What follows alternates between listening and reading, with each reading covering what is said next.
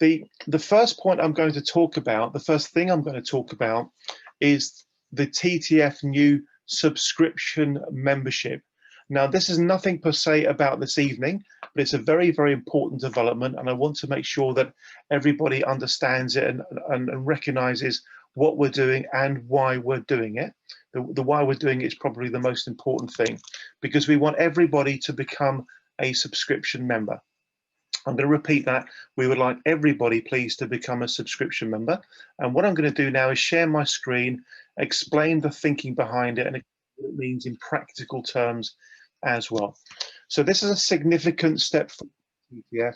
The basic reason behind it is because, as you know, we have a vision which is to build a highly respected international institution that is dedicated to helping ensure that consumers are treated fairly by the financial services sector. And at the moment, if you look at TTF's cash flow, it's very up and down, it's very volatile, it's very much dependent upon how much revenue we happen to generate from our events in that week or that month. So what we need to do is get rid of that volatility. We want to smooth things out. And by smoothing our cash flow out, it creates an opportunity for us to plan and to forecast and to budget. And unless we can do that, we can't build the institution that we want to build.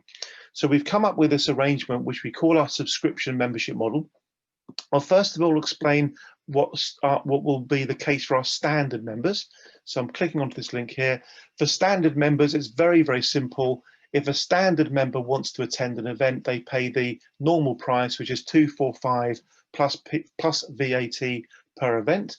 And if anybody wants to remain on that model, they most certainly can. There is no compulsion whatsoever to become a subscription member, other than, I think, the logic in doing so, as you will see. With subscription members, there are basically four options. The idea is basically this.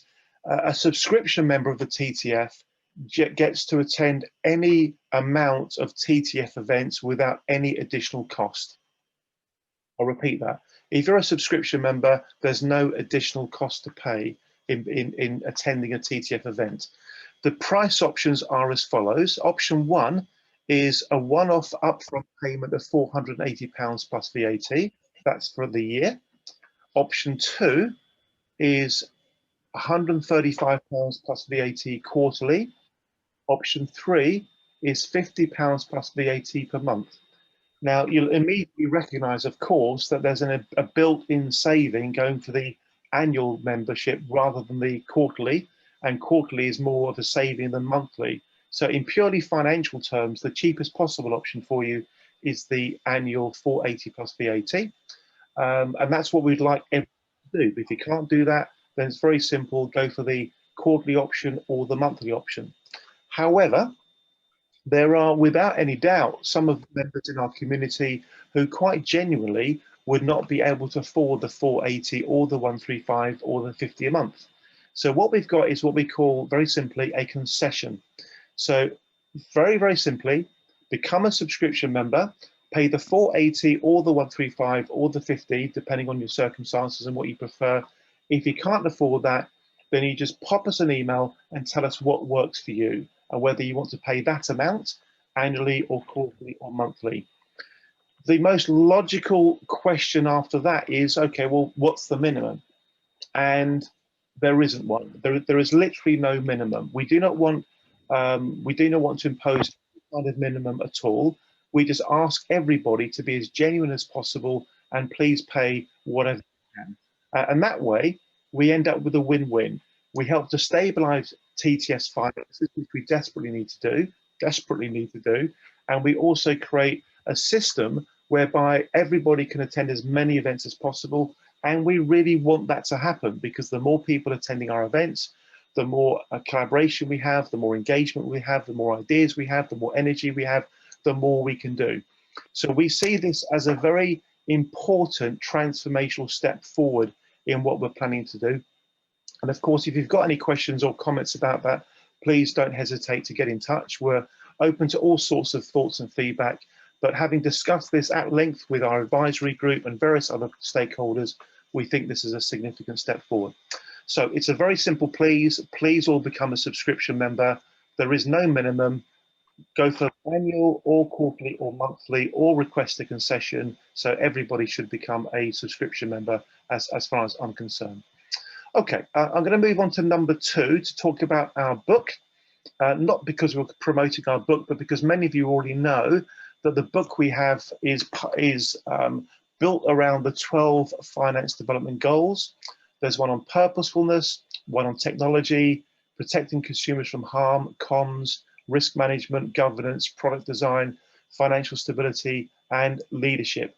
Leadership is without a doubt one of the most important levers for change within the financial services sector. That is why it is one of the 12 finance development goals.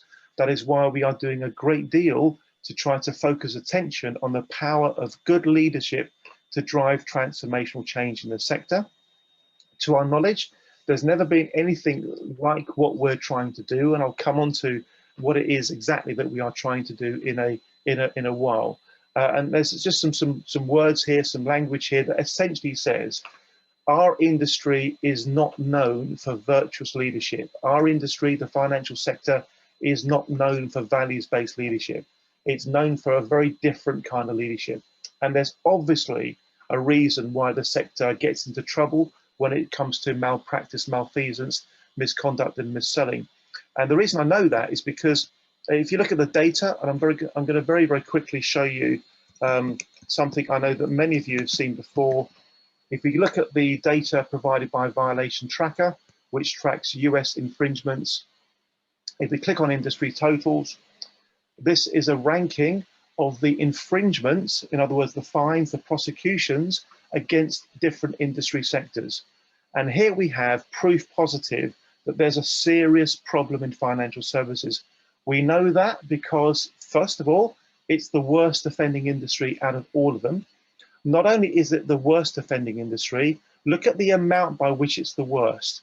$325 billion worth of fines against our financial services sector, compared to number 2, oil and gas, 45 billion. So that's all you need to know, that there really is a conduct problem within the financial services sector. And for those that are interested, if you click on this link, you'll then get down to some remarkable detail about the kinds of infringements that have been going on. And as some of you know, we have a major project on the go at the moment, all about bringing Violation Tracker to the UK. It's a very, very exciting project. I'll put a note in the chat later to invite anybody that wants to know more about that project to get involved. It genuinely is a very, very exciting project. I'm going to quickly move on to the next point, which is this. We have, through the kind input from many people, we have developed what we are currently calling the draft of the International League of Ethical Financial Services Leaders. Here's the idea in a nutshell. Wouldn't it be great if we were to create an international network of leaders of financial services companies, people, frankly, with power and influence and credibility and respect, but more importantly, people who have a true, authentic sense of virtues and value and are known, i.e. they've got a reputation for building successful commercial organizations with those principles in mind. These are leaders who do not put profit before principles. These are leaders who do not put money before morals. And wouldn't it be great if there was an International League of Ethical Financial Services Leaders? The simple reality, is there one today? No. Can we create one? Yes, we can. And we're starting to do this. And the most important thing to do is to actually create a framework that we are confident is going to work. So later on during the session, I'm going to be putting a link into the chat where you can go directly to this draft manifesto. As you can see, it covers the purpose of the league, the context in which we believe it's necessary. It covers the importance of leadership in general terms, some wonderful quotations about the value of leadership in society and in commerce, a summary of the mission, the vision, how leaders can act how leadership can act as a fulcrum on systemic change in the system, the objective of the International League of Ethical Financial Services Leaders, our operational structure, next steps, etc. And the most important bit is feedback wanted. As you probably all know, everything the Transparency Task Force does, everything we do is based on teamwork and consensus and collaboration and support from many, many different people. That's the right kind of physiology, energy, chemistry, DNA for the organization that we are trying to build. And I would therefore be very, very pleased for everybody on the call today, in the session today, to please take time at some point in time to provide feedback on this manifesto for the International League of Ethical Financial Services Leaders. Okay, I've set the scene, I hope, for what we're going to be discussing. Thank you very much indeed for giving me an opportunity to run through all of that. We're going to go through introductions shortly, and we have to be ultra succinct. We have lots of people on the call tonight. So please, all I want to know is who you are, where you are, because that's sometimes interesting, and also what you do. We're going to go in the following order. We're going to go Lawrence, Nicholas, Steve, Tamar, Paul, Moxie, David Strip, Kim, Debbie. That's the first batch. So Lawrence, please introduce yourself. Thank you. And remember, folks, to, of course, take yourselves off mute just before you start to speak. Thank you, Lawrence. Over to you. Thank you.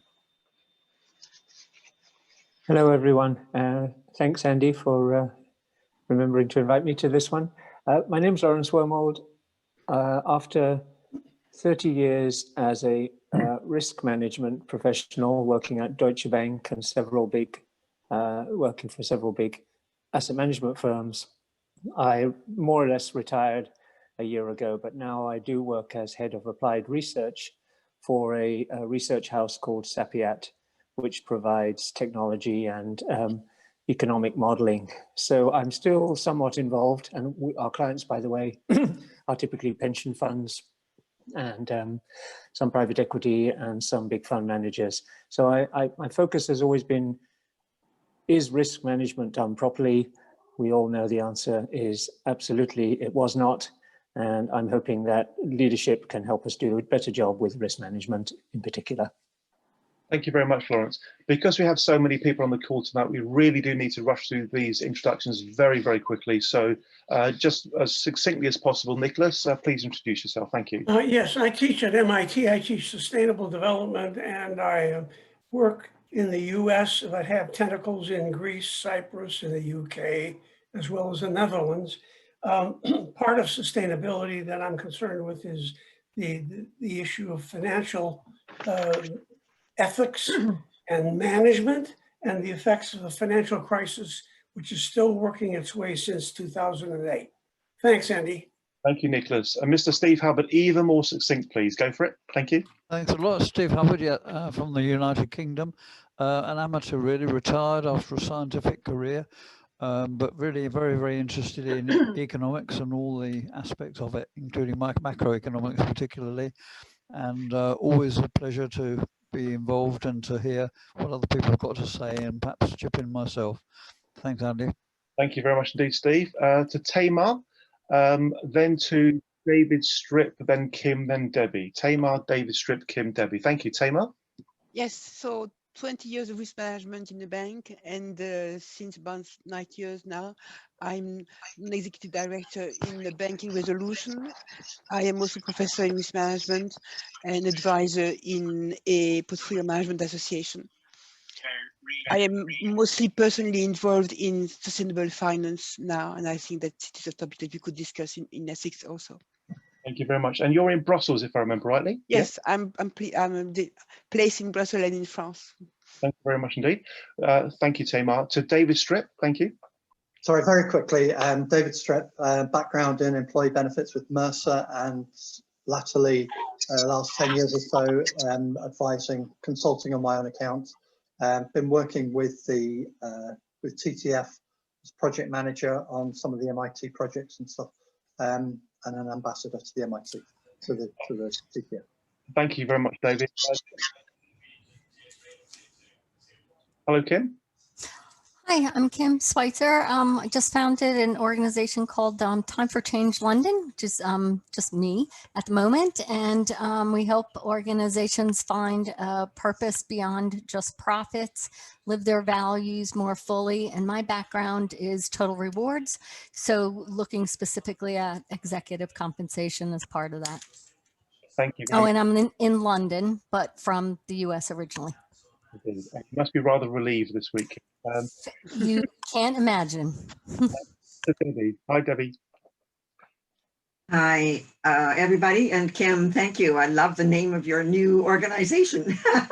So I'm based in London, Canadian, have been worked 16 years in investment banking, US firms, New York and London, and made a major switch. The last 22 years have been a leadership coach, focusing on creating healthy cultures in financial services primarily. Thank you, Debbie. Mr. Tom Bakery is one of our speakers, but you can say hello briefly now. Thank you, Tom. Hi, I'm Tom Bakery. I am the Chief Executive of LifeSearch, a business I founded in 1998. That well, actually, I won't tell you much more about it when I speak. Anyway, I'm based in London, and we're insurance brokers. We protect about 2,500 families every week against the financial effects of disability or death. Thank you, Tom. We're then going to hear from Philip Meadowcroft and Andy Aikenhead, Anne-Marie Borg, then Ian Ashley. So Philip, you're next. Thank you. Thank you, Andy. I'm largely retired from our family business. I'm in the Thames Valley. I'm retained as chairman of our family pension scheme, and I'm very interested in corporate governance, not the fancy mission statements and the other bits of window dressing. I'm more interested in boardroom behavior and conduct, expecting a regulator called the FCA to be equally interested. And that's it. Thank you, Philip. You got your point in there, sir. Thank you. Mr. Andy Aikenhead, who's been a wonderful volunteer on first months for TTF. Andy, say hello, please. Yeah, hi folks. Andy Aikenhead from Axelate. We really focus on people and organisational performance for better outcomes. Most of my background has been in financial services. Thanks for being with us, Andy. Anne-Marie Borg. Unmute, voila. Anne-Marie Borg, I'm half French, half Swedish, and I am based in London. I'm the founder of the Antara project, which concentrates I have a background in law, business and international law, but I'm a musician and an artist, and I concentrate on education and the reform of education within environmental issues as well. Voila. Thank you very much indeed for your voila. And Ian Ashley, lovely to see you, Ian. It's been a while. How are you? And tell us who you are. I'm well, and it's been too long. Ian Ashley, after a number of years as freelance compliance consultant, I'm now compliance officer for a wealth manager based in central London, but due to lockdown, I've not actually worked in the office, but from my home in West Sussex. And I have a particular interest in how I can make a difference from within the business or within the industry to get the right outcomes for clients. Thanks very much, Ian. We're now going to hear from Paul Moxey, then Pete Smith, Jason Su, Jean Hayden, Sunil, and Stan. Mr. Paul Moxey, please introduce yourself. Thank you. You'll need to unmute. I'm a governance specialist and accountant. I've never worked in financial services, but I used to head up an accounting body's sort of thought leadership on governance and risk, and I became their main sort of person following the financial crisis. I was particularly interested in the parallels of what was going on in financial services and banking with Enron back in 2001. I'm currently updating a textbook, and once again I need to look at the latest scandals to update what's going on. And I must say I find it a thoroughly depressing thing. I've spent years trying to help to reform governance and improve ethics and culture in organisations, and I think I've more or less admitted defeat, and I'm close to retirement. But I look forward to this evening's presentation and discussions. Thank you very much, Paul. We won't let you admit defeat, Paul, because there's always hope. There's always hope, and we'll keep going until, well, we'll just keep going full stop. Now, Mr. Pete Smith, please introduce yourself. Thank you. Hi, I'm Pete Smith, based in Glasgow, Scottish football supporter. I always live in hope. My day job is I'm an investment consultant with Barnett Waddingham, and I'm part of the ESG team. Thanks very much. Great to have you with us, Pete. Thank you. Mr. Jason Su, please introduce yourself. Thank you. Hi, I'm Jason. I'm speaking to everyone from California, though usually you'll probably find me somewhere in Asia, be it China, Japan, Taiwan, or Hong Kong. I am the CIO and founder of Raelian Global Advisors. We run assets for large government pension funds, mostly focus on Asia and emerging market exposures. I wear another hat, which is I'm also an academic on the side. I am a professor in finance at UCLA, and I'm also a ambassador for the TTF. Thank you, Jason. Lovely to have you with us. Thank you, Jason. We'll go to Jean, then Sunil, then Stan. Jean, to you. Hello, can you hear me? Yeah. Hello, everyone. It's lovely to meet some new faces, and I remember Tom from last year. Nice to see you again, Tom. I'm looking forward to listening to your anyway. Yeah, I am a member of the Secretariat for the APPG on pension scams, particularly concerned about veterans who've lost their pensions to scams and criminals. So that's it. Thank you very much indeed. I'm going to take a bit of a break because Jean just mentioned the APPG on pension scams. We are very proud of it. So the reason I'm showing you, frankly, is I'm proud of it, so I want to share it. This is the third-party parliamentary group on pension scams website, and we, TTF, as I think many of you know, have managed to recruit lots and lots of parliamentarians to really focus attention on this terrible issue.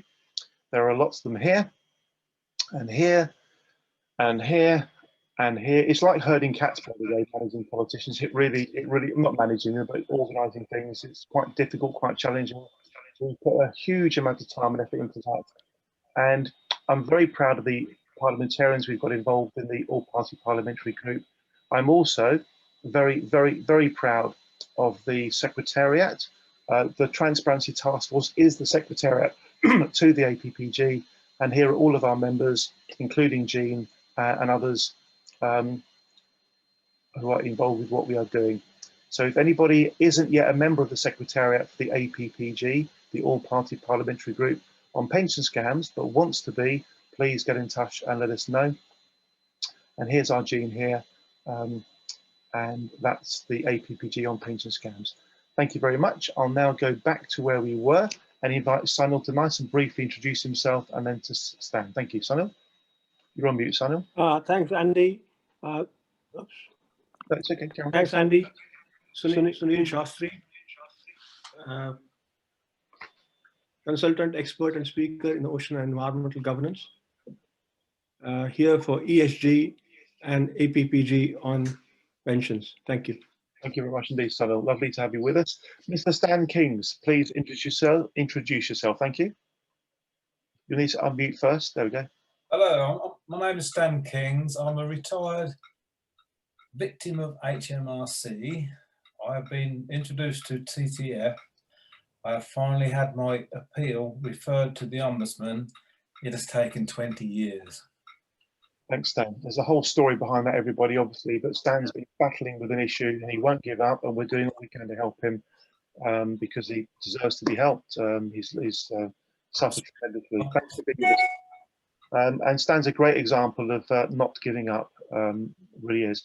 Mr. Edward Black, hello, lovely to see you. Please introduce yourself. Hello, yes, Edward Black, based in Northwest London at the moment, but usually I'm a city lawyer.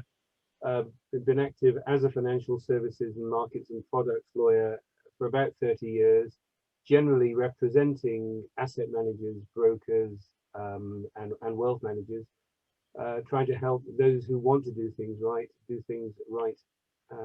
smoothly, quickly, and in a way that treats everybody fairly. Thank you, Edward. Lovely to have you with us. Mr. Michael Acosta, great to see you. Please introduce yourself, Michael. Hi, I'm nothing to do with the financial industry. I'm a computer man who comes up with innovative solutions, pragmatic ones, I might add. And looking at this whole area, two things struck me. One is that regulation is inversely proportional to transparency, and both sides of the divide need help. The decision makers as well as those in whose name decisions are made. We need a methodology. It's taken me 40 years to develop that and refine it. I now have it ready, and my whole purpose is to get it out there and get it being used, because it introduces, it's not just transparency. The transparency has to be universally understandable, no matter who you are, and the whole system has to allow for participation, thereby engagement and empowerment, and those two things together produce accountability. Thank you, when people realise accountability is shared with the methodology even, then I think we can start to make progress. Thank you, Michael. To Alex Varley-Winter, then we'll go quickly to George, then Frank. Thank you, Alex. Hiya, so I'm Alex Varley-Winter. I've got a background in journalism, specifically investigative journalism. Did that for 5 years. I've also done freelancing more part-time these days, and I run TTF's blog for them every Monday, sometimes Tuesday, and I also do media relations for them. Thanks very much indeed, Alex. Mr. George Melman, please briefly introduce yourself. Thank you. Yes, yes, thank you, Andy. I'm George Melman from Boston, Massachusetts. Happy to be on the call. My background is as a chartered financial analyst and institutional advisor, but my current activities are as an independent consultant of pension plans and 401k plans, defined contribution in London parlance. And I'm also involved in litigation on the plaintiff side to try to basically get workers to get what they deserve. Thank you. Thank you, George. And last but certainly not least, we have Frank McGrorty. Frank, lovely to see you as always. Say hi. Thanks, Andy. Hi, everybody. I'm Frank McGrorty. I'm a professor of computational finance at the University of Southampton, and also the director of the Centre for Digital Finance at the university. I'm a TTF ambassador, and I've been mainly involved with TTF on interoperability between pension and personal insurance platforms. I'm a former fund manager, and my main involvement in this is I think finance can be done better and particularly more ethically. And I'm based in London. Thank you, Frank. Thank you very much. Okay, wonderful. We all know who each other is. Please do use the chat to share contact details and any thoughts you have.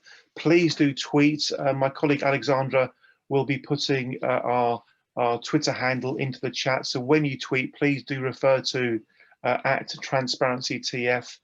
That will really help from a social media point of view. We are recording the session. We'll be using either bits of it or all of it. If you happen to say something that you wish you hadn't, don't worry. Just pop Alexandra an email to say, please make sure you edit that bit out, and we'll be good to go. I'm now very, very pleased to invite our first speaker, Mr. Tom Bakery, to talk to us for 10 minutes or so on and around the topic of leadership in financial services. I'll leave it to Tom to introduce himself and if he wishes to talk about his background, but it's really down to Tom to cover the session as he wishes to. So Tom, wonderful to have you with us.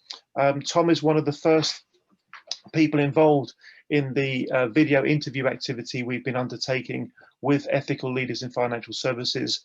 You'll understand why we wanted Tom to do that when you hear Tom speak. So Tom, great to have you with us, please. Over to you. Alexandra's going to be managing the time. We've got about 10 minutes or so. Thanks very much, Tom. Thank you. Okay, Andy. Suffice to say, I'm a practitioner. I started a business and I run it still. It went from me to 500, and I told you before what those 500 people do. 10 minutes is what I need with a bit of luck. So I'm going to crack on rather than tell you much more about me.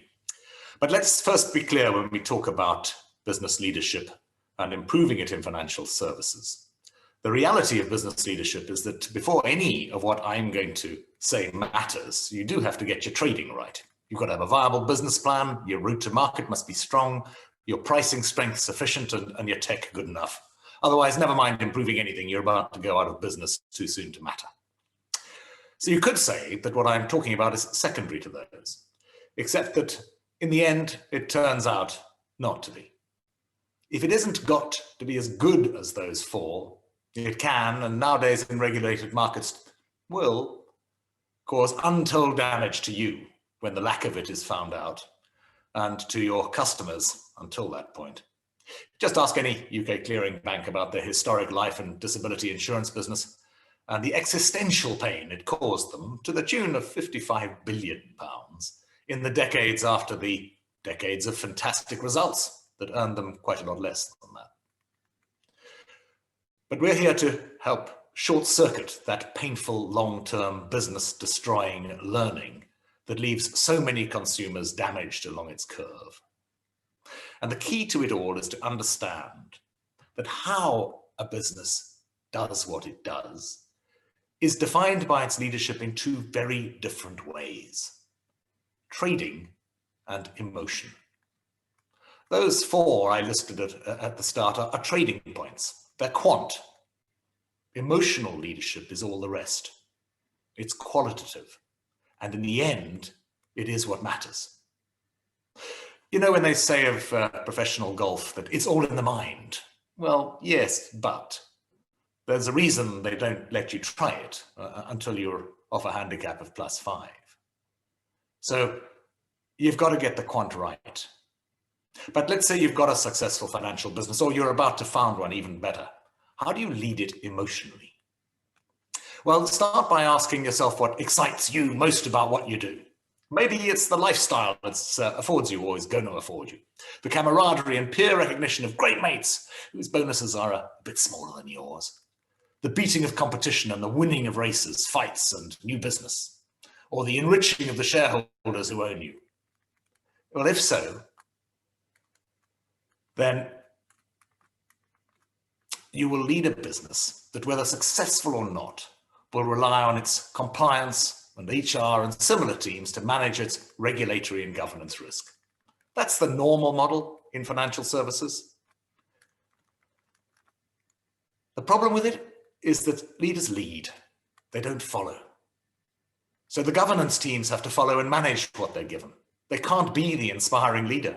Instead, they're reduced to damage limitation and sound bites and conflict management. But how inefficient is that? How misaligned? How very 20th century? What if instead of being motivated by those 20th century things, you as a leader said from day one and every day, we will deliver best sustainable value to shareholders and ourselves if we focus first on doing right by the customer, then by doing right by our people, and then by maximizing the profit that remains. That's customer 1, people 2, profit 3. What happens if you do that? Well, I can tell you, 22 years in, provided you obviously keep getting those trading answers right, then that formula, let's call it 1, 2, 3, will lead you to succeed beyond your wildest dreams. Though it might take longer than your less caring competitors. But once the flywheel, the engine of a virtue, gets to speed, its momentum will take you far, far past them. Because provided you persist with the 1, 2, 3 formula and don't chicken out at the first roadblock or cliff face, and provided you follow 3 simple rules, your people become incredibly loyal. Your customers love what you do for them. Your retention rates of both rocket. Your change management becomes simple. Your cock-ups get forgiven. Your press office has it easy, and your team remain motivated and excited to work with you, even when you send them all home to work from the sofa of the kids' bedroom. That's because your people and their customers can look at the business leadership. Now, always make it personal. The business leader who persists with the 1, 2, 3 formula. And they can move from hoping it's real, to believing it's real, to knowing it's real. And once they know your formula is not corporate BS, but just how you make every decision and thus run the business. They join in and they demonstrate it themselves whenever they're given the opportunity. But they deliver it with an unexpected twist. They change the formula to, firstly, my customer, secondly, my company, thirdly, me. By demonstrating altruism, you lead them to demonstrate altruism. But now even you lot have stopped quite believing me.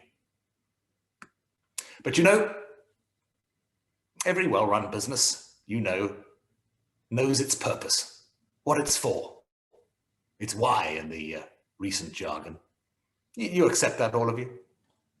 All I'm saying is that if you add alongside that purpose every time you talk about it, the explicit formula, 1, 2, 3, customer, people, profit, you inevitably force your team to explain every decision in terms of that formula. Or, in fact, as I've been calling it for 18 years, that ethos. Rule number 1 to make this work is be consistent, persist, consciously and overtly make and explain every decision in accordance with the ethos. Let your team see and hear you struggle with that and do it nonetheless. Don't backslide, don't slip to the quick buck, and be very clear with those who do that the next time they do, they go. And then have the courage to hold to that, compassionately. Demonstrate your ethos every day, every mail, every Zoom, every meeting, every message to every colleague. At first, you know, like a good golf swing, it feels very odd, but soon it feels delicious, addictive even. And rule number 2 is to communicate, explain, tell them why you believe your ethos is a winner. Believe me, it'll be a lot easier for you than it was when I started in 1998. Evolve your vision. Tell them how you want them all to get there. Draw out their fears and suspicions. Treasure the doubters and spend your time with the cynics, not the already persuaded. Eventually that'll lead you to define, probably with your, or preferably with your whole team, the explicit values and behaviors that the 1, 2, 3 ethos generates and needs for its maintenance, because it doesn't survive on its own. That'll be a fun time in a business when you do that, but utterly meaningless in the long term unless you remember rule number 1, persist. Don't let anything become words on a wall, a corporate motto, or a PR puff. Demand it stays a daily reality. Make that your defining point as a leader. If tested, demonstrate that the P&L comes third, that care of the customer is your money spinner, and that needs care of the people who serve the customer, and that needs investment and a focus on the long term, the big win, not the current quarter or even year, at least not at all costs. And rule number 3, the last one you'll be pleased to hear, is to challenge, fight for it. Challenge all alternatives, call them out, argue your case and win. Again, that's hard to start with. But with time, the addictive quality of doing good and the results it achieves makes it easy. And more than that, all those you lead get addicted too. And the cascade of 1, 2, 3 starts to define your every business process. Till eventually, the culture is embedded, as was the bonus and competition culture in financial services in the 20th century. Until it guides those who recruit your successor, as surely as it guides you. Until it's second nature to your CFO that even when it hurts, the short-term profit will be foregone to help the customer or your people when they are in need and ask you for it.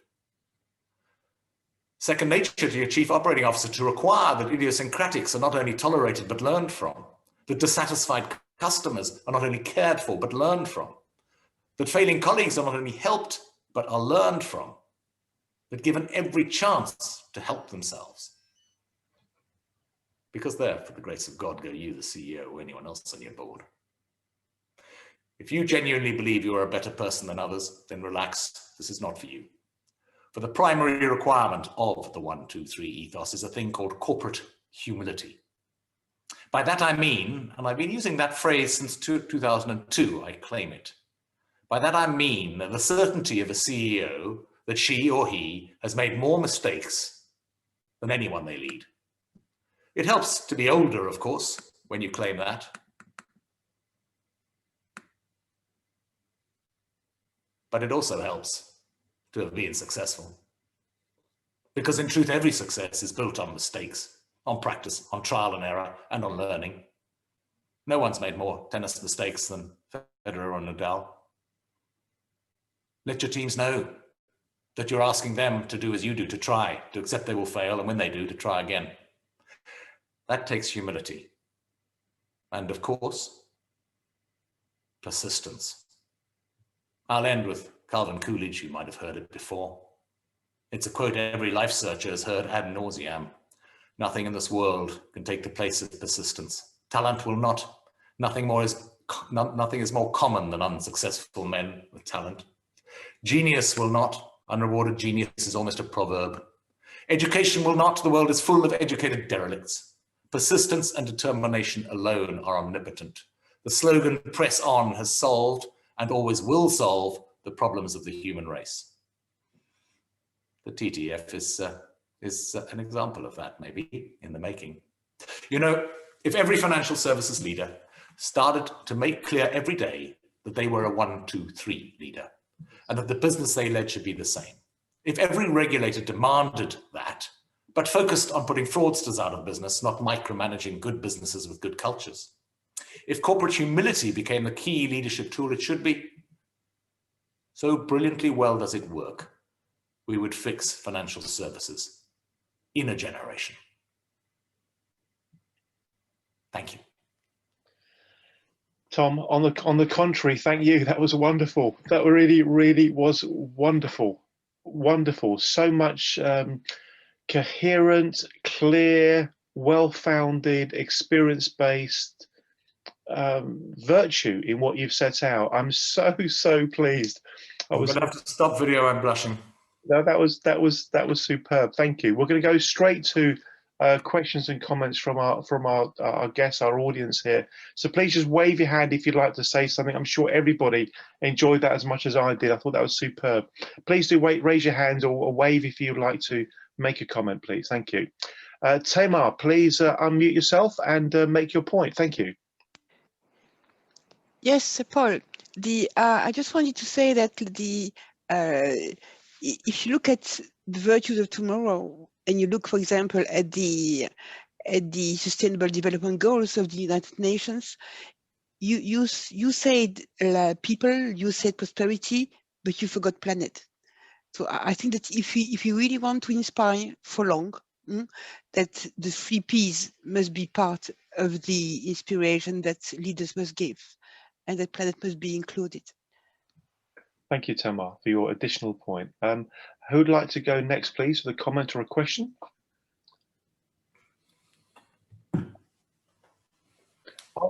Steve Hubbard, please unmute yourself. Thank you. Just very briefly, I mean, I was really impressed. Thank you very much indeed, Tom. It was a superb presentation, I thought.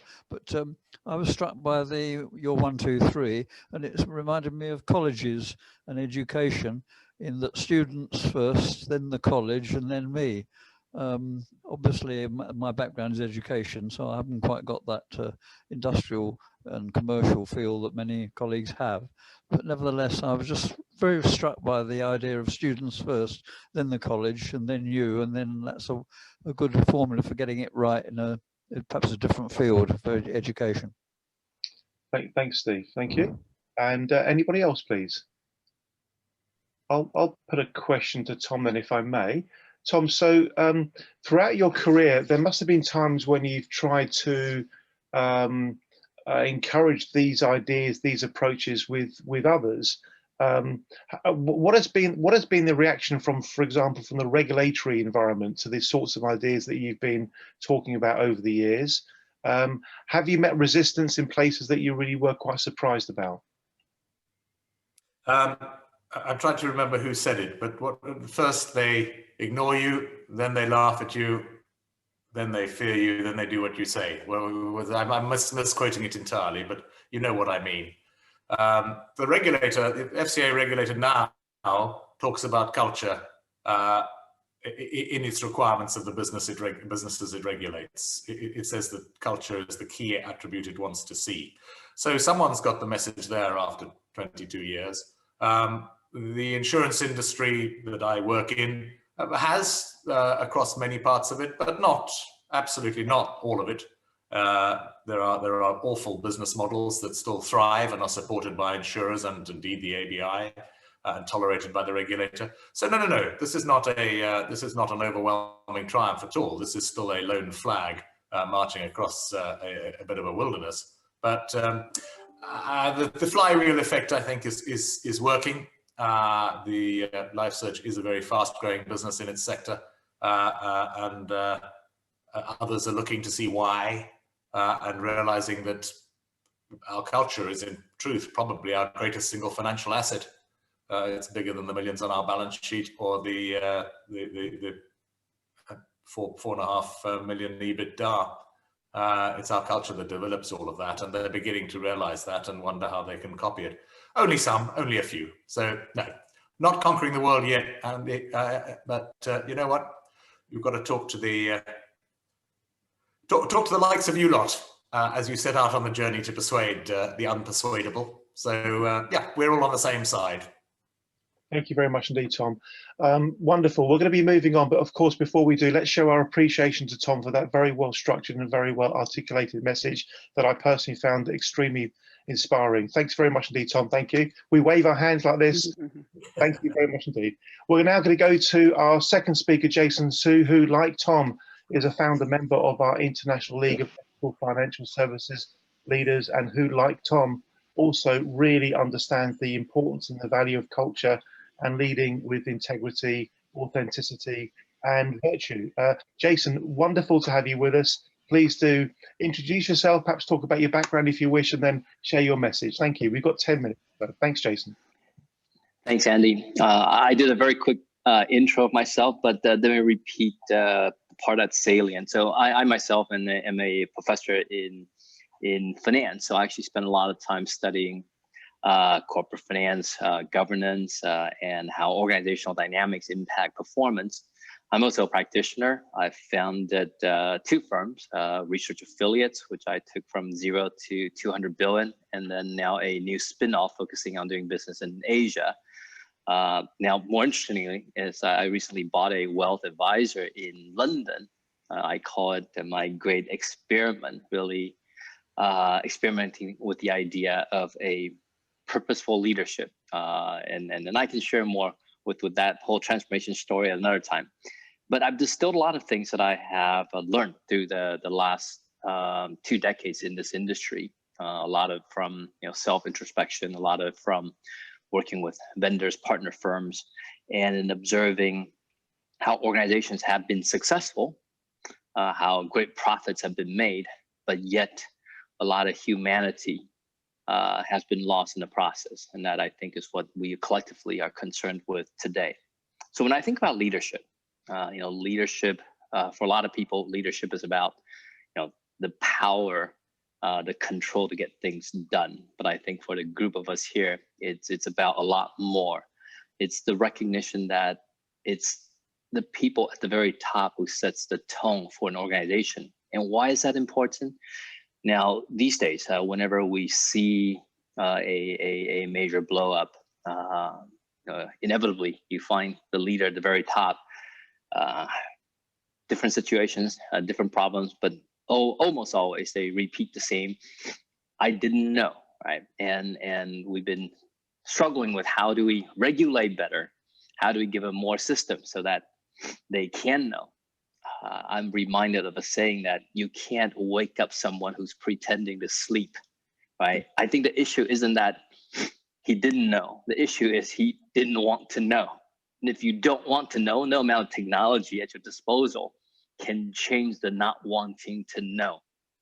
And we're all secretly suspicious that a lot of not wanting to know, turn the other side, is because we know there are hidden incentives. There are ways in which we unofficially encourage and reward behaviors that drives profits, that drives growth, that we aren't so proud of disclosing that. And so we pretend not to know, right?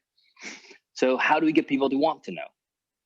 I think the tried and true method that has worked, so has been negative consequences, right? That's been the play by the regulators. Now Tom mentioned increasingly regulators are talking about culture. I think they're coming to an awareness that simply monitoring and then dishing out punishment hasn't done enough.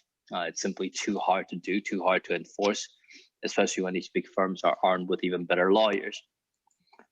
So a different approach, can we, instead of changing the behavior of leaders, seek out leaders who focus a lot more on the how and the why. And so a lot of what I'm going to say bears great similarity to what Tom says. So here, I think we're talking about purposeful leadership.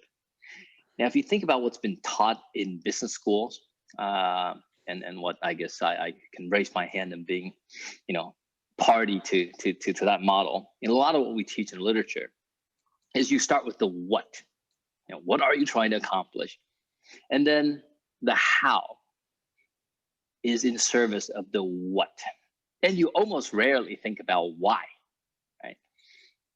And so the model is, you start with strategic planning, think about the profit growth that you demand, the kind of market share growth that you'll need. And then the how is a matter of just pay people enough to hit those goals. Very classic model. In some ways, it hasn't worked. If it has worked, we wouldn't be here together talking about it. But in some ways, it's worked all entirely too well. It's worked too well, which is why it's so hard to change, right? It's made a lot of people a lot of money, shareholders and executives, all the same. So it works so well that we are really happy, whenever there's a complaint about the flaws of this model, we point to, Adam Smith's invisible hand and say, hey, the market knows best. So let me share a story with you. I once hired a senior executive who was mentoring one of our younger folks, and he had explained, the fact that bankers are paid gross amount of money, $500,000 to start, probably well over $1 million if you do well, and teachers and engineers and others are paid fractions of that. It says, it's what the market tells us, that we just need more bankers, right? They create more value for society, right? And that was insanely alarming to me, right? I thought to myself, at what point, do we lose the ability to have some common sense and look at the prices that the market reveals and say, that's just wrong, right? When do we lose sight between price and value, right? Value is what we create. Price is what we extract. The fact that you can extract a lot from society is not equivalent to that you have created a lot of value. Like, when do we lose sight of that? When do we lose the ability to actually look at that and judge that correctly and say, no, the fact that I'm paid a handsome princely sum for doing so little is because the market isn't working. This is a bubble. So the new leadership model, we've got to start with why. Why does our industry exist? Why do we do what we do? You got to start that. If you can't answer that question, right, then it doesn't matter how good you are at getting the what done. It wouldn't really matter. Can we start with people who care and want to ask about why? Why am I here? What am I here to do? And then, put in place the team that thinks about the how, where the how is actually more important than the what. And in fact, instead of changing your why, changing your how to deliver on the what, change the what, change how fast you want to grow, how big of a market share you want to take, how much profit has to be generated. Change that when that doesn't, jive with the why and the how with which we bind ourselves to carry our daily task. And so the courageous leadership model is, can we be okay with lower growth? Can we be okay with losing market share?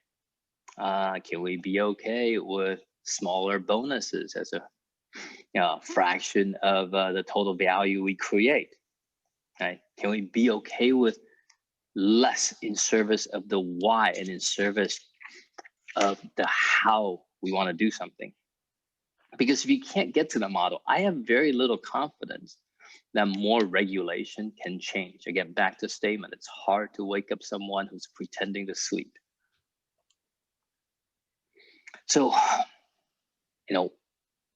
courageous leadership, we can't just ask that in the absence of a supporting ecosystem. I know a lot of people today are involved with ESG investing. And the way I think about ESG investing is we also need courageous investors, because without courageous investors backing courageous executives, you can't really ask and answer the question, are we willing to grow slower? Are we willing to be less profitable? Right? That is not a question that an executive can answer by himself. That requires the shareholders come in and say, yes, we can say yes to taking less, growing less, earning less, because there's something that's equally important to the price we extract. It is the value that we create. So let me end with that and simply repeat. If we can put people in charge, executives and shareholders, who can clearly differentiate the value we create and the price we extract, and really focus on, I want to, at the end of the day, deliver more value than the price I extract, because I get a lot more out of it than just the price I extract. And I think we could, do with perhaps a lot less regulation and get a much better outcome. Jason, thank you very much indeed for your call. That was wonderful. Very, very, very, very good indeed. I have a quick question to put to you, please, before we go to the other delegates here. I remember from the video interview that yourself and myself and Debbie did a while ago, you used a phrase which I've actually quoted numerous times since. The phrase was, we must take the incentive to do the wrong thing off the table. Could you please elaborate on that and why that's such an important thing in terms of creating a good, virtuous culture within an organization? Why is it important to take the incentive to do the wrong thing off the table? Yeah, absolutely. So, I mentioned at the beginning of my talk that I purchased a wealth management shop in London. And, we've gone through a lot of exercise, teaching people what does it mean to be a fiduciary? What does it mean to do right by the client? And until we make one last change, the biggest change, it really wouldn't matter, right? Because we discovered there was an incentive scheme that's on the table, where ultimately at the end of the day, you're compensated to do what it takes to sell more, to sell faster. You're forced to,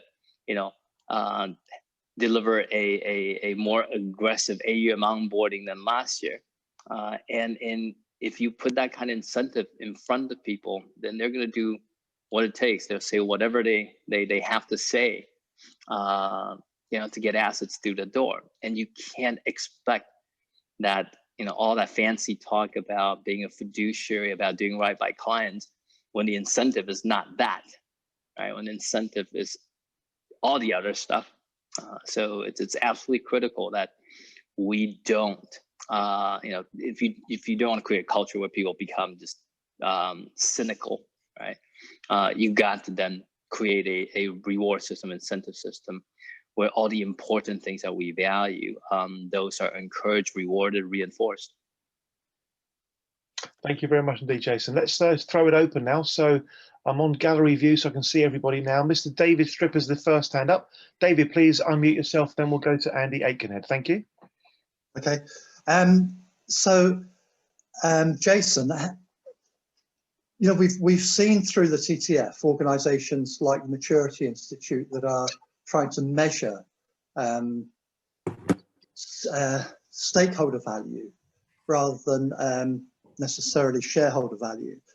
But it strikes me that we can't change things in the financial services industry until shareholders actually appreciate the value of culture.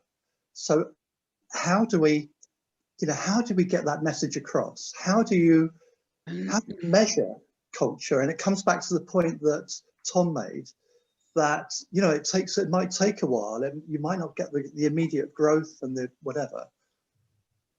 But, you know, people like pension funds that are long-term investors surely should be appreciating the value of culture and the sustainability of a business model. And so that, you know, that's not the way it works at the moment. So how do you change that? How do you change that? Absolutely. I think, you know, the big struggle in our industry, and almost with many other, you know, industry or fiduciary standard is important, is that what you can measure in a short run versus what's truly important in the long run are almost uncorrelated, right? Culture, we know, matters in the long run. It's what reduces risk. It's what creates more engaged workforce that will then deliver value down the road. But you can't measure that today, right? You can spend a lot of money, a lot of time on it. You can't measure that today, right? It's nowhere as effective as throwing these big bonuses at people to bring through AUM. So we have to, you know, I think, you know, what the ESG folks are doing is really important, and say, hey, look, there's things that you can't measure today by stock prices, by returns, by profits, but we know they're important. So we're going to hold you accountable for that as well. And I think if we push hard on that, and we, you know, make culture a big part of ESG, of sustainability, and just hold our investment managers and hold the firms that they invest in to those standards, we can get there. You know, we have to almost force everyone to take the leap of faith and say culture matters, and we're going to measure it, and we're going to hold you accountable to it, and we're just all going to collectively trust as society that this will lead to a better outcome. Thank you very much. Can I just come back quickly? Perhaps it's a role for the League of Ethical Business Leaders, that they can demonstrate from their businesses that they run and that they have run how that value grows over time. Yeah, so that's, yeah. You make a really good point, David. Being very careful in terms of which individuals to reach out to in terms of our initiative about the International League of Ethical Financial Services Leaders. And obviously, we've been very keen to identify people such as Jason, such as Tom Bakery, such as Andrew Wallace, such as Marcos, who have proven time and time again that you can build a very, very commercially successful organization, not just despite the fact that they have really good culture and ethics and values, but because of. So that's a great point, David. Thank you for making it. Mr. Andy Aikenhead, over to you. Yeah, an observation and a question. You mentioned the point about value, Jason. I remember I got married in 1983, and at the time I was working in origination.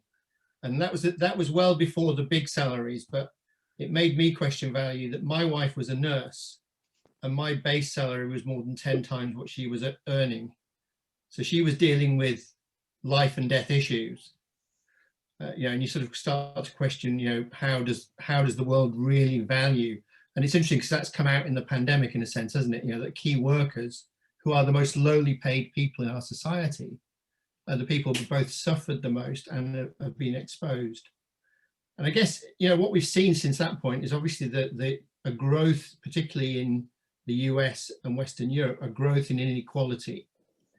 And with, you know, people focusing on shareholder value, how do we get across, if you want, that the message that actually a broader value set of value measures are more important? I guess I'd be interested also, because you just taken over a firm you mentioned. I assume the management of that firm had very different style or culture to you, or did they? Absolutely, they did. They absolutely did, and then we had to part ways with a lot of the management and a lot of salespeople, so and it was exactly. Well, we try to be as compassionate as possible, but we did spend a lot of time saying these are the values we stand for, right? These are the way in which we're going to earn our livings, and we're going to be committed to that. And the what will have to pay deference to the why we exist and the how we do things. And not a lot of people are on board with that, and that's fine, right? We respect people who disagree, right? And we just can't be on the same ship. That's all. It was expensive, so I wish we had, you know, we had a gentleman who was a lawyer on the call. I wish I had access to him and could have perhaps taken, you know, handle that a lot more cost effectively. It was painful and expensive, but it was the right thing to do. But you know, to your point, I think as a society, we maybe part of it is that's changed the way in which we use our vocabulary, right? Instead of talking about shareholder value, we can talk about shareholder profits, right? We should talk about price and profits, because when you attach that, you can say, yeah, I'm paid a price and I take a profit that is 10 times larger than my better half, but I don't deliver any more value, right? If we're willing to just be honest and keep our language fair, at least we may not be able to deal with the inequality in the price we extract, but we won't, you know, make the situation worse by confusing young people that no, you might extract a high price, but you're not delivering more value. And then that could perhaps shift at least the consciousness. If, you know, if we can't shift the system, let's at least shift the consciousness. But Jason, sorry, who would like to speak? Tamar, please do. Yeah. Yes, Jason, don't you think, I know that I might dream a bit, but cultures and values ultimately become human capital, social capital, or natural capital. And I personally, at least it is what I did, the way I communicate that they will materialize in the mark to book value of your company, in your mark to book value. So, and we see it a lot. I've made, just for the university, I made some comparison of mark to book value with some, of course, simple indicators. I think that ultimately these can improve thanks to ESG, but you see a clear relationship, certainly in the last years, between your non-financial values, meaning human, social, or natural, and the mark to book value of your company. So the shareholders, which are finally the pension fund and so on, they start to recognize that value in the mark to book value, but not, of course, not in the accounting, because accountants will never recognize these unless we have a carbon tax, so I don't know what, but as long as accounting don't change, it will never be in the balance sheet, but it can be in the mark to book. And we all know that currently the mark to book average of banks is just 50%. So it does take courageous investors as well, right? If they are willing to recognize it, then it will help them solving the problem. They can help, yes, I think. Thank you very much. We have time for, I think, one more before we go to a short break. Would anybody like to make a point at this stage? In which case, what we're going to do, of course, is thank Jason for his presentation. Thank you very much indeed. Let's show our appreciation to Jason in the way that we do. Okay, folks, it's just coming up to 10 past the hour. We're going to take a 10-minute comfort break, so long enough to have a cup of tea, stretch your legs. We'll be back at 20 past the hour, please. Thank you all very, very much indeed, and please be ready at 20 past the hour. Thank you. Thank you.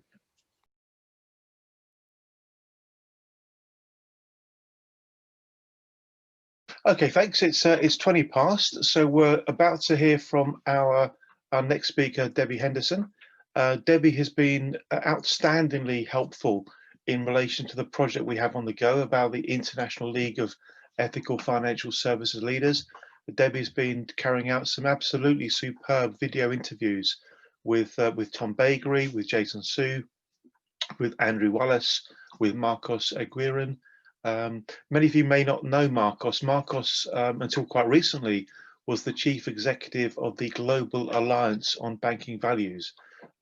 All of the video interviews will be available.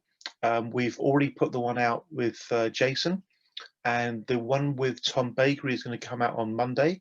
So look out for Monday's Transparency Times. There'll be a link to it there. You'll find that very, very interesting indeed. So can we please invite Debbie to share her thoughts with us over the next 10 minutes or so. Wonderful to have you with us, Debbie, and I want to thank you again for the tremendous input you're putting into this massively important project. Thank you very much indeed, Debbie. Thank you. Thank you, Andy. Well, and thank you actually for the galvanizing, the initiative of the International League of Ethical Leaders and the galvanizing that you put in behind it. I would like to weave in elements that I picked up from Tom, from Jason, and Marcos, who had been invited to be a speaker today but couldn't be here. And I want to actually put to the group of TTF ambassadors here a little bit of a challenge for us all to look at. What are the circumstances going on in the world today that might actually help us engage to be able to look at how a shift in financial services leadership might happen? And Andy, you spoke to that by saying, let's look at what the pandemic has been offering us by way of insights into what really matters for people. We're all human beings and those in leadership positions as well, and they're having to work from home. How much of that humanity element might actually help to make a shift in mindset and perspective? I've got a slide deck because I also want to speak to another element, and that is weaving in what Tom and Jason were speaking to and Marcos, but doing it from the perspective that was just raised. How do we support shareholders to acknowledge what the benefits of culture are? We might say regulators too. And from that perspective, how could we measure culture? And I thought it might be useful if I just quickly showed some of that and then weave it into the question mark of how might the systemic issues that we're facing today actually help be the opportunity for us to look at leadership in financial services and what the shifts might be. I think I can share myself, can I not? Yep, you should be able to just click on the share screen at the bottom and it should work for you. It looks like it's working. So what I just thought I would do is look at how might we name what are the challenges and opportunities that are facing leaders in financial services today, and particularly during what I'm going to call turbulent times. Whether we think it's the pandemic and lockdown and all the economic implications after that, whether we think it's the hoo-ha going on in the US and the elections, we could claim it was it's turbulent. Okay, sorry, just a sec. Can you see this? All right. I've used this particular model as just as a reminder for those who have seen it, for those who haven't. It is just a way of, as a coach, that I will look at leadership, particularly in financial services, with the view that we've got, calling it the hourglass leader, not only symbolic of, yes, leadership is urgent today, but also the fact that the CEO or leadership team are right in the neck of the hourglass. Not only does all of their attitudes, values, actions, behaviors, which is exactly what Tom and Jason spoke to, influence the culture below, but they, the leaders, are now hugely influenced by the systemic issues above. And so if we could start naming what some of those systemic issues are, we may start to see what elements can be shifted if we start paying attention to that. And I go now to the very simple model that I use, which Tom basically spoke to, and that is because he spoke to sports, golf, tennis, whatever. The man who came up with this model, so to speak, very simple model, inner game of golf, inner game of tennis, inner game of work, is when we focus on potential, or I could say purpose, generally, minus the degree of interference, meaning the fear in the system, typically, we're going to get high performance. So high performance is what, if you like, shareholders are looking for. We're looking for generally for the sustainability of the business, but I'm going to put it as performance, meaning fulfillment. People will perform better when they're feeling motivated, engaged, feeling as if the leadership is leading them effectively, and so on. We could say that that piece also stands for purpose, not just potential, but purpose. So I'd like to just bring our attention now to what happens in financial services and what's the ideal. The ideal in this P equals P minus I, where our attention goes, energy flows. Where energy flows, life grows. We focus on the potential or purpose, that's what we're going to get more of. If we focus on the interference, meaning the fear in the system, that's what we're going to get more of. And so the ideal is that we're actually focusing that much more on purpose and potential. And of course, we're going to start seeing through financial services what happens with our regulatory system as it currently is. Here then, focusing on purpose / potential and risk of interference is the way we start to measure values in a system or in a culture of an organization, a team, or all the way out to, and this was the proposal actually at one point to TTF ambassadors, how might we actually look to measure the values in the finance sector itself, particularly this time. So we all have our, this is Maslow's hierarchy of needs. We all have our deficiency / basic needs, which we need to take care of. But if we don't pay attention to them, or we put even too much attention on them, we become completely lopsided. We also have our growth needs or higher purpose needs, which is linking to this making a difference, service to humanity, were the values that both Jason and Tom spoke to of compassion and humility. They would tend to fit into level 7 values. And so overall, what we're needing is leadership like Tom and Jason, and I will even say Marcos, who couldn't be here, who are, we could either call them self-actualized, but super self-aware so they're not hooked by the system that drives them into this almost willful blindness of not wanting to know. Here's an example of how we have actually measured a culture of 2 asset management firms. The smooth sailing ones, in terms of performance, had values on all 7 levels, just like this. The sinking ship one had values, limiting belief values of white dots that all focused on the bottom 3 levels. Buck blame, buck passing, information hoarding. I mean, horror cultures that are going to bring out the worst in people generally. And guess what it did in terms of the performance?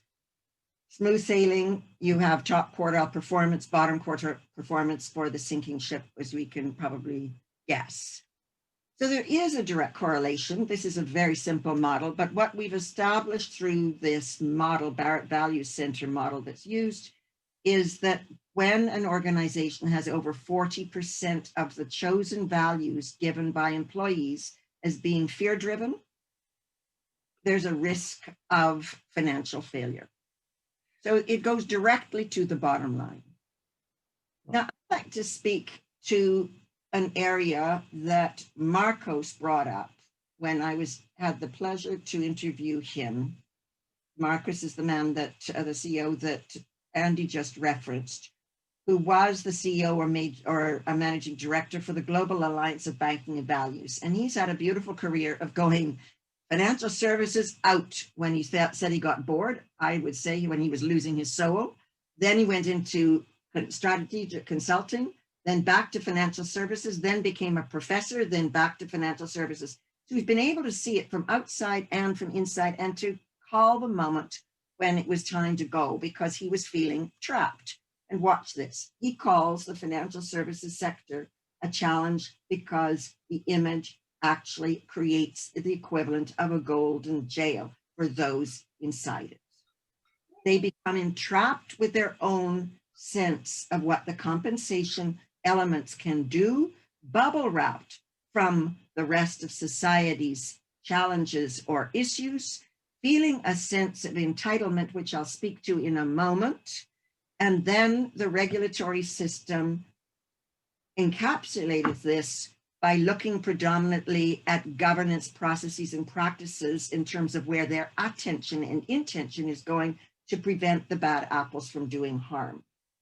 When we have the total focus on interference like this of the bad apples, we're going to create more of the same.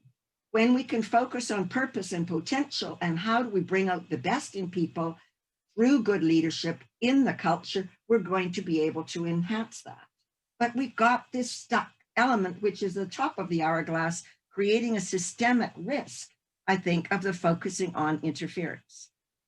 Here's a really particularly interesting part. Every single leader in every single executive in financial services, we could say, depending on how we want to look at it, go straight, for all apologies to people who have worked in financial services, such as myself too, we could say we go into an addiction machine because ultimately money becomes a natural projection magnet for all of us in life. We don't pay enough attention to this, but we will tend to project onto money what are the missing basic needs parts of our own egoic element. If we need more security because of childhood issues of security, we might easily go into financial services to get that security.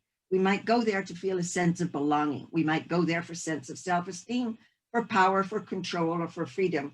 Whichever our childhood needs, we all have those, stay with us, we can end up feeling bubble wrapped with financial services or money, put it that way, providing for those needs until the needs go round and round in the bottom 3 levels or areas. But I believe we need to help leaders in financial services truly own their own relationship with money, such as Tom does, such as Jason does, such as Marcos does, so they're not hooked into this willful blindness of being constantly bubble wrapped around where and how their relationship with money is. I've done a quick screenshot here of a very interesting TED Talk, if anybody wants to look at it, by Paul Piff. This was in 2012, I believe. Does money make you mean? The research showed that when they did an experiment of giving 2 players and a variety of different players, this was done over a number of years, Monopoly, playing a Monopoly game in which you ended up rigging the system for the one player that ends up getting more Monopoly money and more turns of the dice, compared to the person in the other across from them that didn't have as much money and didn't have as many turns of the dice. With no other incentive, they actually become rude, abusive, entitled, autocratic, arrogant, greedy. It's quite fascinating. So I think we need to ask ourselves, in the top of the hourglass, how much of the system currently is actually rigged in favor of those who work in the sector. And if that is so, that may not change immediately, but how do we then pay real attention into the area of financial, the people in the neck of the hourglass, and focusing to support them around the understanding of what goes on. Here's one other way of measuring values and how leaders in financial services might be showing up. The reason I share this is because I, walking into the investment bank back in the 80s and 90s, was told as I was hiring people, just remember, Debbie, we hire insecure overachievers and we make sure we keep them that way. The challenge is, if that's still part of the sector, and this was investment banking, which may be different a little bit from asset management, but it's still part of the finance sector. If the method of the hiring is to hire people that are hungry for those incentives, etc., you perpetuate more of the same. So how do we support leaders in financial services to recognize, focus on the fear-driven values is going to give us exactly that. This is a model of a leader in financial services, but it's the model, it's the picture, the profile that I saw time and time and time again for groups in financial services, where the focus and the attention from their 360s is on their reactive tendencies of either the fight or the flight or the fold modalities, and very little or not as much on their creative competencies. And it's shown time and time again that this actually delivers lower performance. Our money system sometimes can have people be blind to this. But these people, the very definitions of what shows up under reactive tendencies is autocratic, arrogant, critical, distant. So this is in tune, if you like, still showing how if when you're in the money system and it's rigged for you, you may end up finding yourself going naturally into these fear-driven behaviors. So how might we help people make a shift in their behavior patterns? When we truly stop and help people understand what drives behaviors, what are the values that drive behaviors, and what are our needs underneath, and truly start to separate out our needs from money, so that people can become more human in understanding everybody else's needs, we can help shift perspectives. And this is sort of the model to help explain how we might do that. So my question really, as I'm coming up, I think, for my 10 minutes, is to say, what might be some of the systemic shifts that are happening now that could help us to start looking at shifting from what I'm going to call the almost inhuman practices that can happen in financial services to becoming that much more human? What might the pandemic do to be able to help make that shift? How might we have conversations around financial services with the leaders collectively to start looking at that? It's lonely at the top for these people, Jason and Tom and Marcos, delighted to come and join the International League of Ethical Leaders because they need to feel that there's others who are operating like they do. When we start putting more attention to purpose, we give greater meaning. We know we've got a mental health crisis that's increasing with the pandemic as well. How might that start becoming more of the dialogue within financial services that could help us look at the whole question of purpose and potential rather than the interference? The green economy focus, we've just had the Chancellor of the Exchequer addressing that now, how much that might be part of society's needs going forward. And in particular, when we start looking at Brexit and what is the shift that this country is going to need to do in order to keep its financial services sector alive and thriving, how might this be an opportunity to start collectively addressing what's needed to be looking at purpose and potential and addressing culture and leadership, say through our regulatory system and otherwise through the dialogue. So I will leave it there for now. Debbie, thank you very much indeed for a truly enlightening talk. Wonderful stuff. Could I please invite you to talk a little bit further about one thing? You talk about the fear in the system. The fear in the system. Could you elaborate on that for us, please? Help us understand exactly what you mean by the fear in the system. Okay, so it's very good. That's a very good question.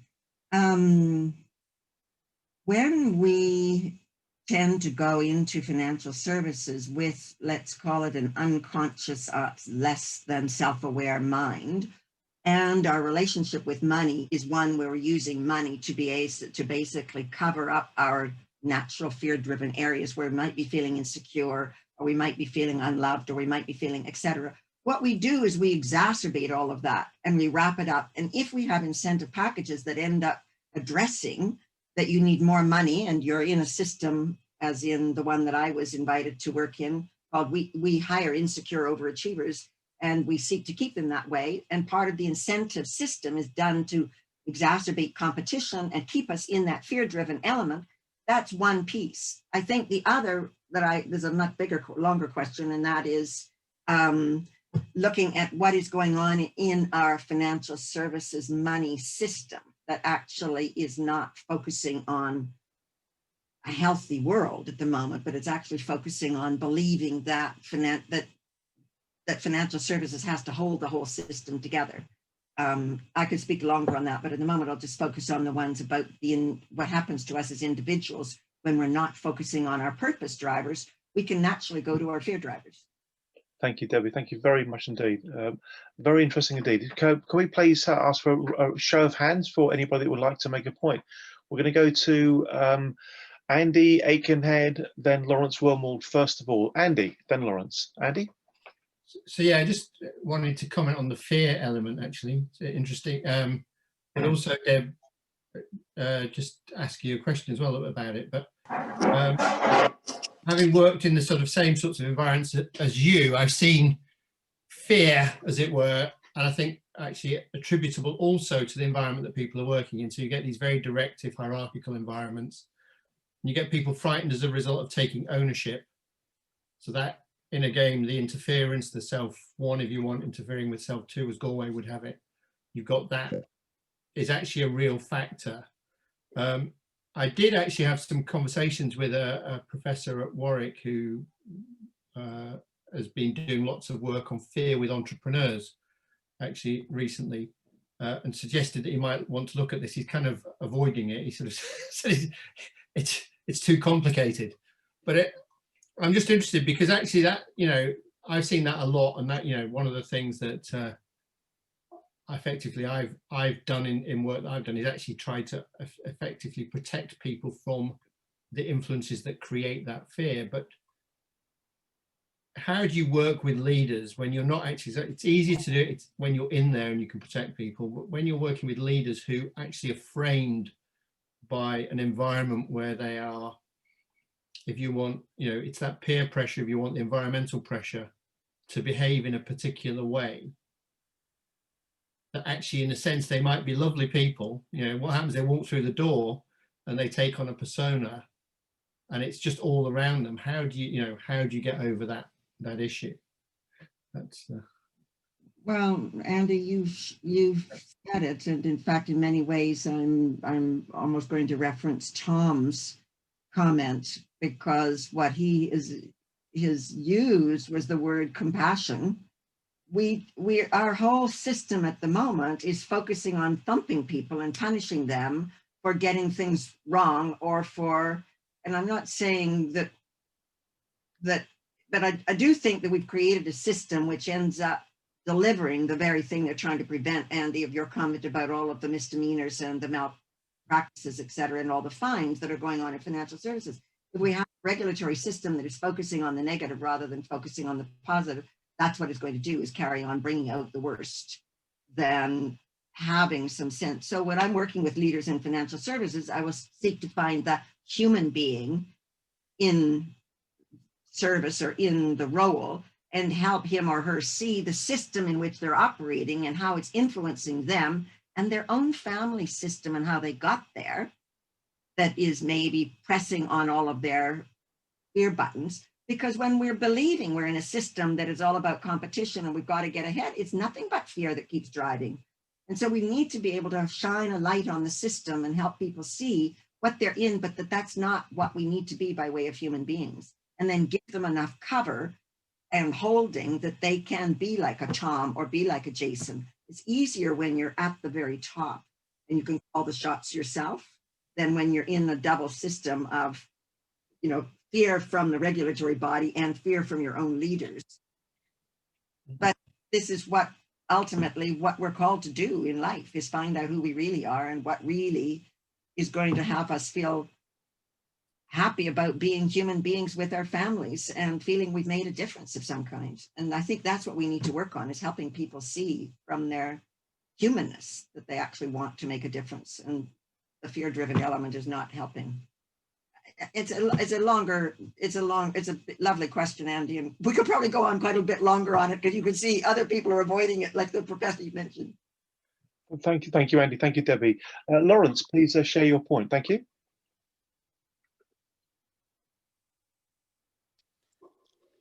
Thanks, Debbie. Yes, there was a lot in that presentation, but I'm just going to pick up on the thing you said at the end, which is that we're in a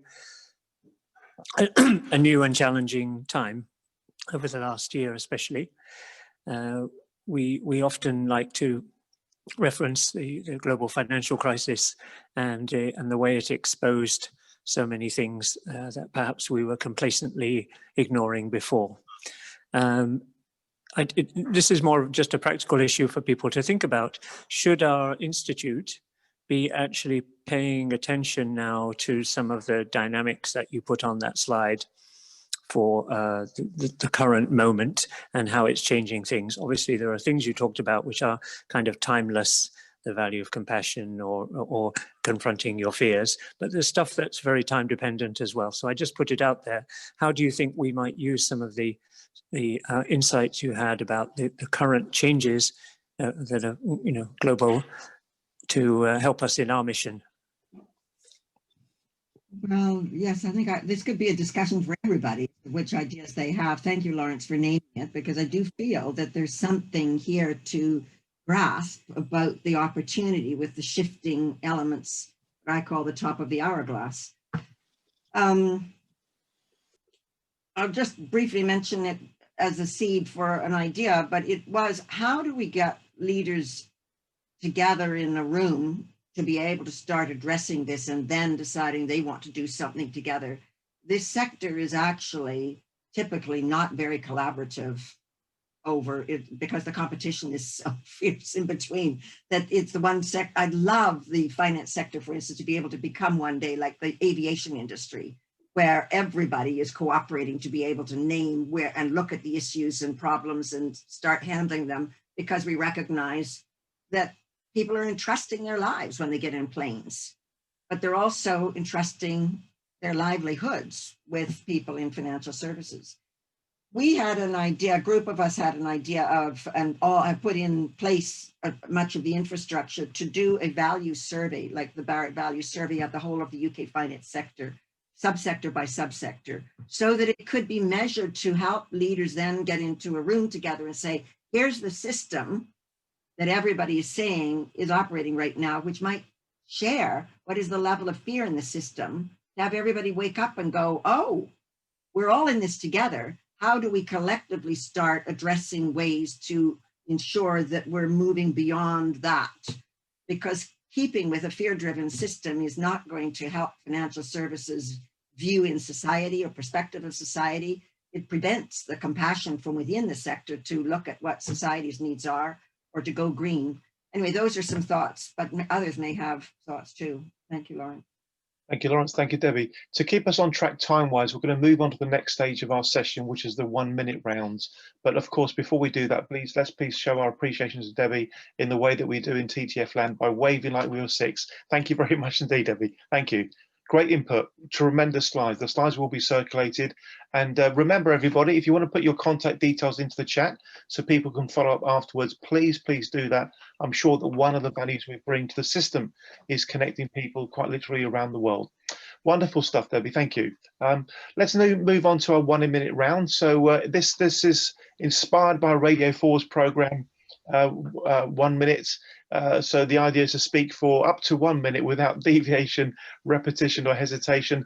First up is going to be Anne-Marie Borg, then Mr. Steve Hubbard, then Andy Aitkenhead, then Philip Meadowcroft. And that will probably take us through till coming up to top of the hour. We'll then formally end the session, but if there's interest afterwards, I'll keep the channel live and we can go into this, what we call fireside chat, which is very lightly facilitated conversation for those that want to carry on talking, networking and sharing ideas. So thanks again, Debbie. And we'll now go to Anne-Marie Borg. So please, Anne-Marie, please unmute yourself and share with us up to your 1 minute. We do need to keep a close eye on the clock. So up to 1 minute, Anne-Marie, thank you. Off you go. Okay. Can you hear me? That's fine. Good. Well, very interesting and fascinating. I've been listening very attentively, and I suppose my approach is a little bit different. I wanted to look at the wider picture of what we're looking at the moment, and I was looking at change itself, the formula for change, because that's basically what we're talking about. And I looked up the Gleitscher formula, which I use already in my educational project. So I'm going to try and show this, if it makes any sense at all. Can people see this? Move it to your left a little bit, please, Anne-Marie. We might be able to see it. My left? Yeah, that's it. That's fine. Okay.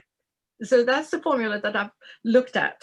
So C for change happens when the product of satisfaction with the current state and a clear vision of a more compelling future and practical first steps, which I will explain later, towards a different future are greater than the resistance and the pain or cost of change. And I think that's what, maybe if I understood correctly, that was what Deborah was actually hinting at, this fear. And the fear of change is something that we all have, and it's very ingrained in our society. So first of all, the dissatisfaction. So is our system, is our society, oops, sorry, my timer already, is dissatisfaction enough in our society, in the financial services? And I think the thing is, like Deborah hinted at as well, was that in the crisis we are in, there is so much dissatisfaction. It is like an opportunity to actually create something new. We see it in the youth as well.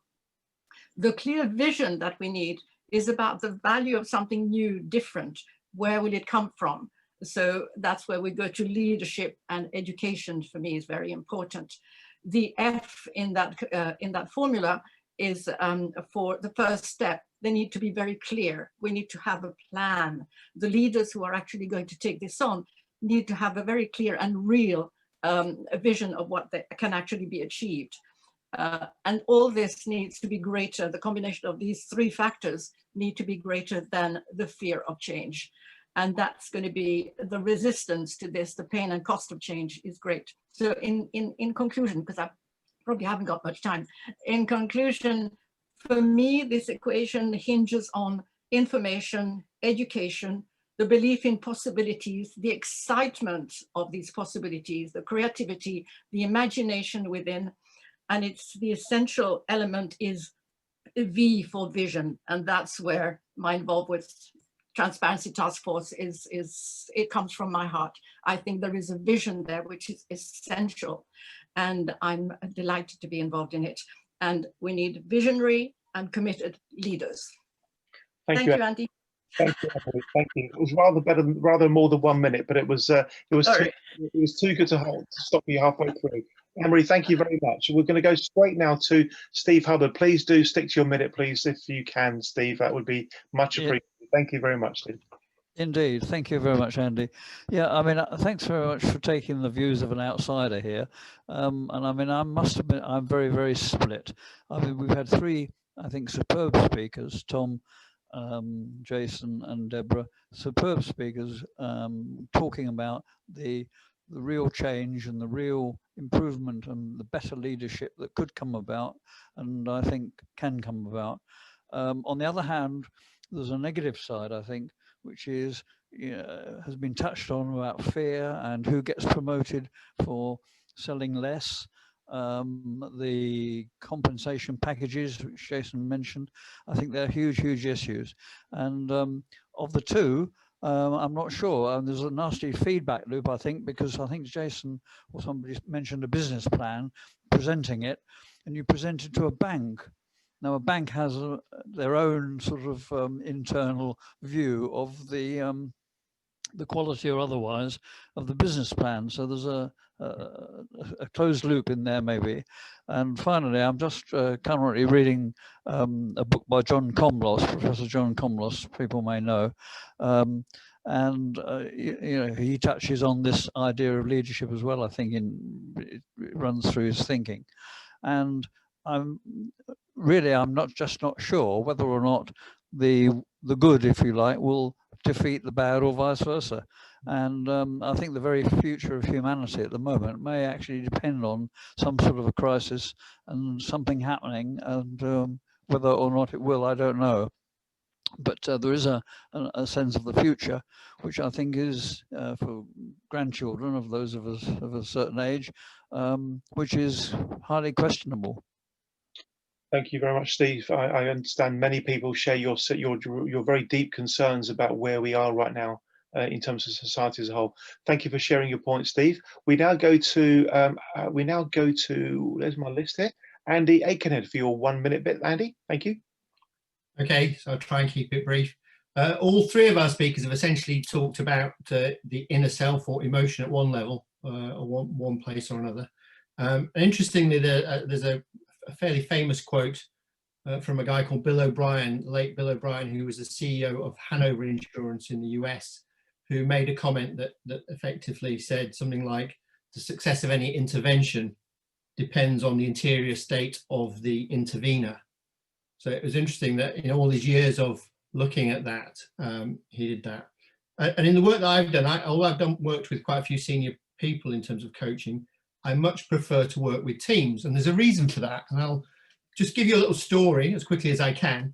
The Dutch national hockey team a few years ago changed their coach, and the coach that they had was a very directive, controlling coach. And the person they replaced him with was actually much less directive, created the vision and the framework, but actually allowed the players to take much more ownership of their actions. And in his first season, he was nearly fired, because what happened with the team is they were completely at sea with this. So when we actually think about influencing leaders, we've got to think about the holistic view of this in terms of, it's interesting, I would have loved to have heard Jason's view in terms of changing the culture of this firm that he bought. Actually, what happens to the people? We often focus on the leadership, but we have to think holistically as well. And it takes time when we're really changing behavior to actually make that impact. So that's my point. Sorry, I went on too long. Well, that was great, Andy. That really was great. And if you don't mind, please do put that quote into the chat. I've never heard that before, but I think I get it. And I think it's profoundly inspiring, actually. Interesting. It was quoted in a book by one of Nicholas's, if he's still on, of Nicholas's colleagues at MIT. Right, interesting. A guy called Otto Scharmer. So if you've heard of Theory U. So thank you very much. If you don't mind, please do put a link into that and it will be circulated. Cheers, Andy. We now go to Mr. Philip Meadowcroft. Up to 1 minute, please, Philip. Thank you very much indeed. And please, of course, unmute yourself first of all. Thank you, Andy. Mostly observations. I've never really thought in any great way about the theory and psychology of leadership. And thank you for what I've heard in the last couple of hours. It'd be very interesting to compare those approaches, which have been obviously focused on financial services, with those, say, in the military, or as Andy's just been relating to, in sport. But that's just an observation, that something that could happen at another time. I think there are two, well, one word and one phrase that stuck out in my mind from what I heard earlier. Culture. It's really, it's the base of so many problems in financial services, in whatever way you define and express culture. One thing I have found is that observing culture in major financial institutions is to observe something that takes a decade to turn around, at least. And it's very, very difficult to create a change of flow. And the other phrase that that stuck in my mind, I think it was from Jason, I didn't know. And the number of occasions when I have been meeting senior financial services executives in the big firms, and I have related something that I have researched, and for them to say, I didn't know. And I'm astonished, because it was well known 3 floors in the skyscraper below them, but the upward passage of awkward in news just does not occur. What else came up to me? I think that we focus on leadership in financial services as in relation to those who are practicing in it. I think it must include the regulators as much as the regulatees, because the leadership in the regulators, as evidenced by the report that was issued last week, in which a major financial services firm was given a verdict of, what was it called, public censure. That was a very interesting description. I've not heard it before, but the FCA did pull its punches by deciding the firm had almost misled itself rather than misled its customers and the market. But that's another matter.